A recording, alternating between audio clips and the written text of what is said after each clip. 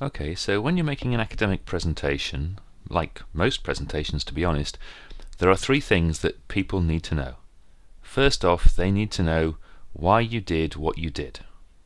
And that could be things like for the good of mankind, out of curiosity, out of pure interest, because you were paid for it, or any of those things. And to be honest, in that why you did it stuff, I'm also including things like who the sponsors were and all of that kind of jazz. But once they know why you did it, they want to know how you did it. How did you perform your experiments? How did you get your client base? All of that kind of stuff. And finally, they need to know what it was that you found out at the end of the day. Okay, so why, how, what? Pretty straightforward stuff. Looking at those visually, we've got the why, how, and what laid out like that. Now, if the academic presentations that you've been to are even remotely like those that I've been to, people tend to spend an awful lot of time talking about the why, quite a bit of time talking about the how, and then they run out of time to talk about the what. So in a 20-minute presentation they might spend 10 minutes talking about why this research is so important and the background to it, what's already known, and that kind of stuff. And then they'll spend another 5 or 7 minutes talking about the experiments they carried out and all of that kind of stuff, and then they suddenly find that they've got to tell you the most important stuff, the what did they discover, right at the end. And either it gets rushed, or sometimes, God help us all, it even gets missed out. What I'm suggesting is a radical rethink about how academic presentations are delivered, so that we spend a bit of time on why, very little time on how, but quite a lot of time on what. People will no doubt ask about the how, but that's fine, because they will only ask about the how if they've already bought into, if they are already known to be interested in, if they're already fascinated by the what. In other words, they're only going to want to know how you did your experiments if they like the results, or if they are interested in the results. If they don't ask about the how, probably it's because they don't care, and they can only not care because they're not interested in the what.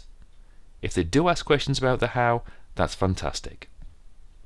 I'm not saying that your PowerPoint slides or whatever should have no how available, but what I am saying is that in the why, how, what structure, you should have very, very superficial how slides in the middle of your presentation, and all the detailed stuff either in handouts or in slides at the end that you can refer to during questions if you need to.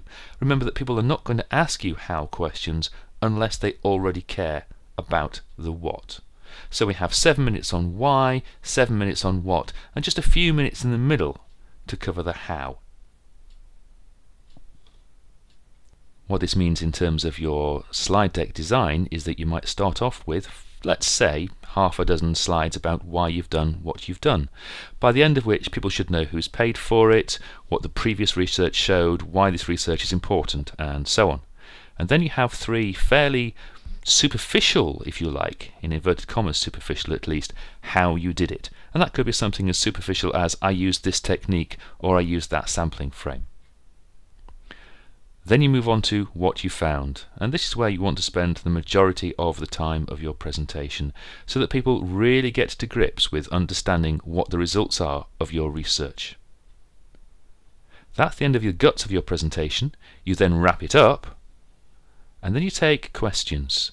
And this is the point where if people are going to start asking you questions about your how, this is where it'll happen. Now remember I said that I didn't want you not to have your how details available, but what I want you to do is have them available after your wrap up. So you wrap up and end slides, maybe have a black slide after them followed by the how details slide, so that if there are any questions about the how, you can skip right to them. This means, of course, you have to know your slide deck quite well so that you can just go, I don't know, 29 and return, for example, and that will take you slide 29 straight away. But if you use this kind of layout, you'll find that your academic presentations, whatever type of academic presentation they might be, are much more effective and much more impactful. Remember, nobody cares about the how unless they have already bought into the what. Just because something's simple doesn't mean it's not effective, and that's about as simple as a technique as they come. If you want to know more about presentation skills training, you can contact us in 3 ways. If you use Twitter, you can contact us as @presentations. If you want to email, the address is sme@curved-vision.co.uk, so that's sme at curved-vision.co.uk, and finally, if you want to hit the web, it's curved-vision.co.uk. Have fun, enjoy your presentations, speak to you soon.